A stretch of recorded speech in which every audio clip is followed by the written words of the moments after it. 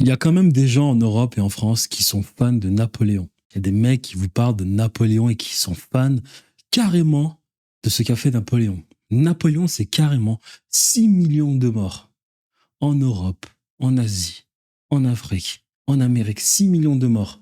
Il y a des personnes qui vont vous dire oui, oui, mais non, mais il y a eu des morts parce que Napoléon apportait la liberté en Europe. Non, mais vous rendez-vous compte quand même. C'est-à-dire que vous avez carrément eu en Angleterre des guerres civiles. L'Angleterre avait déjà connu 2 révolutions avant la France, où des bourgeois avaient essayé de détruire la monarchie. Le peuple a carrément fait insurrection, s'est carrément plaint en disant « Je veux mon roi ». Les bourgeois ont compris qu'ils ne pourraient pas avancer en Angleterre sans monarchie. Donc ils ont trouvé un compromis qu'on appelle la monarchie constitutionnelle.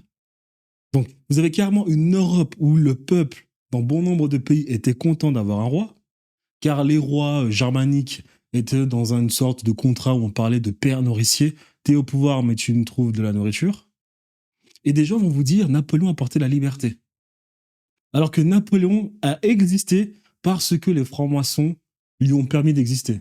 Parce que la Révolution française, c'est les francs-maçons. Napoléon, c'est 6 millions de morts, mais il est vénéré. Et puis on va vous dire Napoléon est un génie militaire. Un génie militaire. Alors que de un, c'est jamais lui qui a fait les guerres. Jamais. Lorsque des généraux faisaient les guerres pour lui, mais ne se comportaient pas complètement comme Napoléon le souhaitait, on les a évincés. Comme le général Dumas, le père d'Alexandre Dumas. Et puis Napoléon, sur 10 campagnes militaires, c'est 3 victoires, 7 défaites. Non mais c'est incroyable, c'est ça un génie militaire. 7 défaites sur 10 campagnes militaires. Saint-Domingue, échec. Campagne d'Italie, ok, il gagne. Il gagne, il déstabilise l'Autriche, il restructure l'Italie qui était sous domination autrichienne, ok. Campagne Prusse-Pologne, ok. Duché de Varsovie, il gagne. Campagne en Allemagne, ok. Confédération du Rhin, ok. Mais c'est tout. Trafalgar, il perd contre les Anglais. Égypte, Syrie, il perd contre les Anglais à Aboukir. Saint-Domingue, il perd contre les Anglais.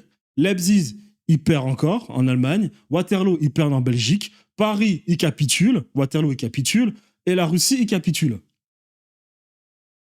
Donc, où est le génie de Napoléon quand il tue 6 millions d'humains et qu'en plus de cela, il a 7 défaites sur 10?